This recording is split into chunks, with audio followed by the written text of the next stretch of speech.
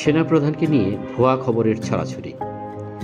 জুলাই আন্দোলনের পর থেকেই বাংলাদেশের অন্তর্বর্তী সরকার, বাংলাদেশের সেনাবাহিনী এবং সেনাপ্রধানকে নিয়ে বিভিন্ন সোশ্যাল মিডিয়া সহ বেশ কিছু বিদেশি মিডিয়াতে একের পর এক মিথ্যা খবর, অপপ্রচার ছড়ানো হচ্ছে।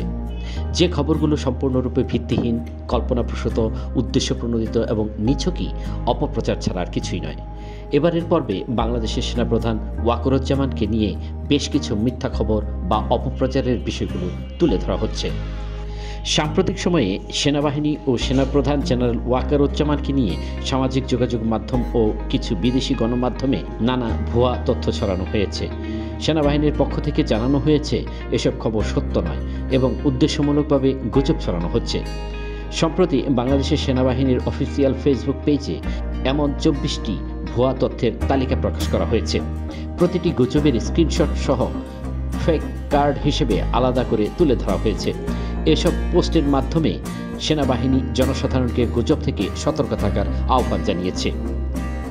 পর্যালোচনা করে দেখা গেছে এসব ভুয়া তথ্যের উৎসের মধ্যে রয়েছে পার্শ্ববর্তী দেশের কিছু ইউটিউব চ্যানেল ও অনলাইন গণমাধ্যম। উদাহরণ হিসেবে বলা যায়, ভারতের একটি সংবাদ মাধ্যম আজ তাক বাংলা শিরোনাম করে, প্রাণ বাঁচাতে ভারতের কাছে আশ্রয় চাইছেন ওয়াকার, ভারত কি করবে।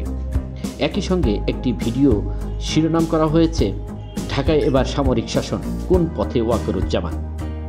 এছাড়া কলকাতা নিউজ নামের একটি ইউটিউব চ্যানেলেও বিভ্রান্তিকর তথ্য প্রচার করা হয়েছে।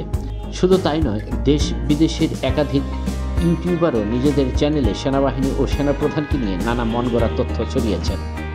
তবে সেনাবাহিনী স্পষ্টভাবে জানিয়ে দিয়েছে এসব তথ্য ভিত্তিহীন ও বিভ্রান্তিকর।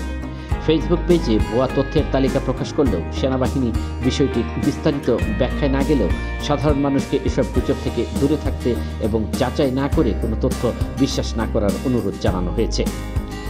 বর্তমানে অনলাইন গুজবের এই স্রোতে দায়িত্বশীল আচরণ ও তথ্য যাচাইয়ের গুরুত্ব যে কতটা জরুরি সেনাবাহিনীর এই পদক্ষেপ সেটি আবারও স্মরণ করিয়ে দিচ্ছে।